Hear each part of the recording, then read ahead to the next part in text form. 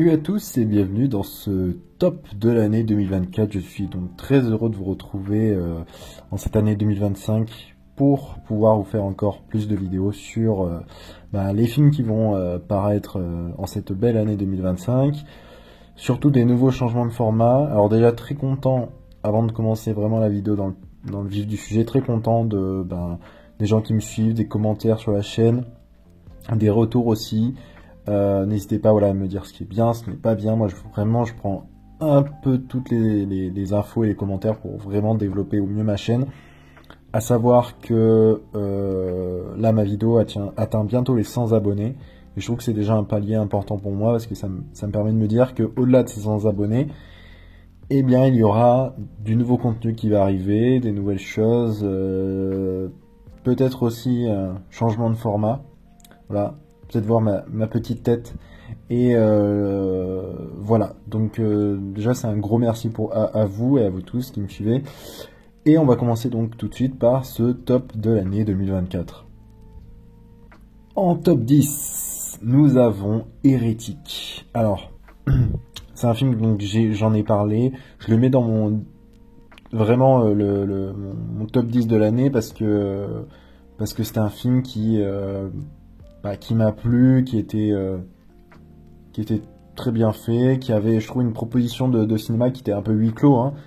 C'est pas un gros film, un gros spectacle, mais qui offrait vraiment une prestation très intéressante de Hugh Grant. Donc j'en ai déjà parlé sur ma chaîne, la vidéo est disponible. Et voilà, c'est un film franchement qui était assez intéressant, pertinent. Moi j'ai adoré le film, j'ai passé un bon moment et je trouvais que dans le reste de ce qu'il y avait en 2024, j'ai rien trouvé d'autre, je trouvais de plus intéressant. Donc en fait mon top va vraiment se classer, c'est mes propres envies, mais ce qui va être très particulier, c'est que vous allez, alors il y a du gros film dedans, mais moi c'est vraiment les films qui m'ont touché en cette année, donc ça peut être des petits films comme ça. Et les gens m'ont dit qu'il y a eu beaucoup de films cette année intéressants. Moi c'est l'inverse, je trouve que voilà, il y a eu quelques trucs. Après c'était plus regroupé, fin d'année on a eu quelques bons trucs qui sont arrivés, ou début d'année, ou vers l'été, mais en fait il n'y a pas eu vraiment de grosses périodes en continu. Bon, c'est souvent comme ça, hein. Donc un film qui m'a beaucoup plu et je vous conseille d'aller voir la vidéo que j'y ai consacrée. En numéro 9, top 9, c'est Trap de M. Night Shyamalan. Donc il y a un film qui m'a beaucoup plu. M. Night Shyamalan, c'est un réalisateur que j'aime énormément et qui là m'a surpris avec ce film Trap. Alors j'avais pu être déçu par Glass par exemple. J'avais beaucoup aimé Split qui était vraiment génial. Bon, ses premiers films sont excellents pour moi, mais voilà, je trouvais c'était bien quand il revenait à quelque chose de beaucoup plus classique, et avec un film comme Trap ou Trap, vraiment il revenait à quelque chose de plus simple, vraiment très Hitchcockien comme il pouvait faire avant. Voilà, très bon, oui, bien sûr, le film a été critiqué sur beaucoup trop de retournements de situation. On se dit, le personnage, voilà, il s'en sort. Mais je trouve qu'il y a un côté, le personnage est sauvé par le destin. J'ai beaucoup aimé ce film. Et voilà. Alors, c'est pas le plus grand film de Shyamalan, mais je trouvais que revenir à quelque chose de beaucoup plus classique pour lui était intéressant. En numéro 8, Wolf de John Watts. Film que j'ai beaucoup aimé avec George Clooney et Brad Pitt. Un film donc Apple TV qui revient sur deux nettoyeurs en fait de scènes de crime, et je trouvais le film génial, drôle, très kubrickien dans sa manière d'être filmé, énormément d'éléments qui m'ont plu. J'aimais bien l'esthétisme classe, très léché, en même temps un humour qui revenait avec deux acteurs bankable, et surtout un acteur qu'on voyait plus trop qui était George Clooney, qui là revient dans un film toujours excellent, très très drôle, avec en compagnie son frère jumeau, quoi, on pourrait dire Brad Pitt, où il y a vraiment un côté où quand les deux acteurs sont dans le film, c'est génial. Donc je vous conseille d'aller voir ce film, qui a été un film qui m'a énormément plu et que j'ai beaucoup aimé. Ensuite, numéro 7, Le Comte de Monte Cristo. Voilà, le cinéma français, c'est mon seul film français de l'année que j'ai adoré. Je pense comme beaucoup de monde, mais c'est un film qui me plaît j'aime beaucoup les films historiques français, quoi. Il y a vraiment quelque chose de la manière dans le dialogue, le travail du dialogue, même la prestation de Pierre Ninet, qui en fait on s'attend pas dans le rôle du comte de Monte Cristo et qu'il ait vraiment une sorte de prestance, parce que on s'imagine un peu le personnage beaucoup plus fort, que ce soit physiquement, mais aussi en manière de se comporter. Il y avait beaucoup de choses où je m'étais dit, bon, à quoi m'attendre? Et finalement, le film est excellent. Les acteurs que ce soit Lafitte, excellent en juge. Voilà, donc il y a vraiment un bon panel d'acteurs qui est excellent. Le film est magnifique, la bande son aussi reste en tête et c'est un film à voir et que je vous conseille absolument. Ensuite, donc en numéro 6, Le Seigneur des Anneaux, la guerre des héros Irine.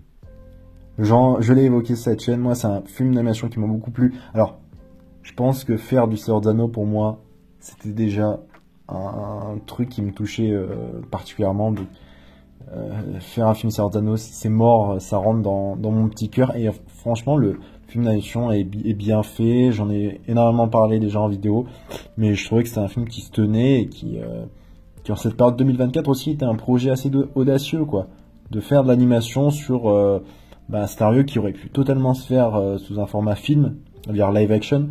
Et je trouvais que le film se tenait, l'histoire était intéressante.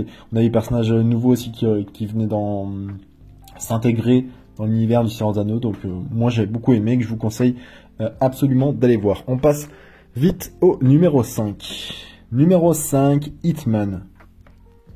Hitman.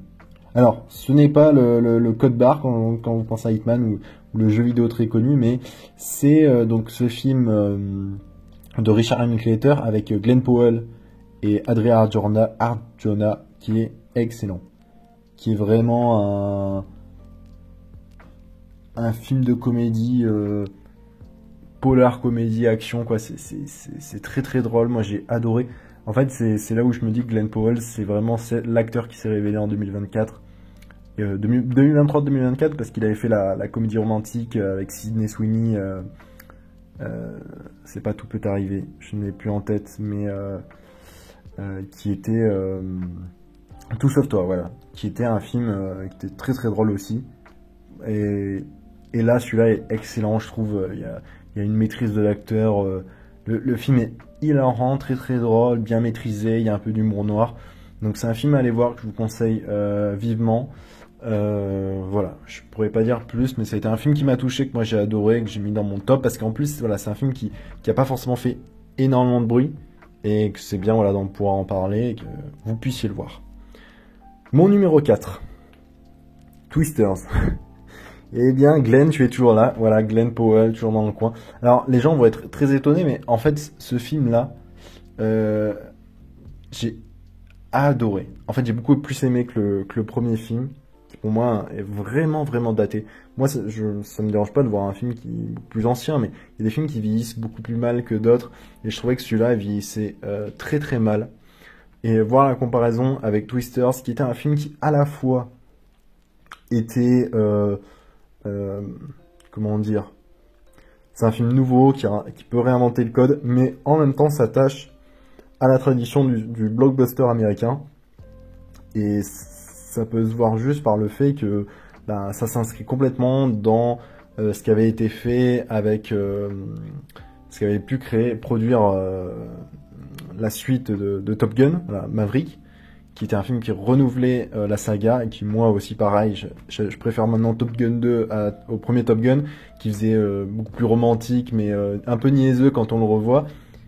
Et là c'est pareil, Twisters, c'est le film que j'ai adoré. Alors c'est sûr, mais en fait le film, je trouve qu'il est beaucoup plus profond que ce qui peut paraître au premier abord de film un peu apocalyptique comme ça, avec des problèmes météorologiques, des tornades, des trucs comme ça, mais je trouvais que le film est excellent, parle beaucoup de notre période actuelle, et j'ai trouvé excellent, et j'aime beaucoup le délire. Il y a une playlist, alors la musique, c'est une playlist de plein de chanteurs et de groupes country, donc si vous êtes fan, moi je suis un très très grand fan de ça, donc moi ça m'a plu, j'ai adoré, et Daisy Edgar Jones, que j'aime énormément aussi, que j'avais pu traiter sur cette chaîne avec le film Fresh, et là qui est aussi excellente. Moi j'ai adoré le délire, j'ai vraiment pris mon pied sur ce film. On passe à la suite. Furiosa. Furiosa en top 3. Ah, ben, c'est le film, moi j'ai adoré.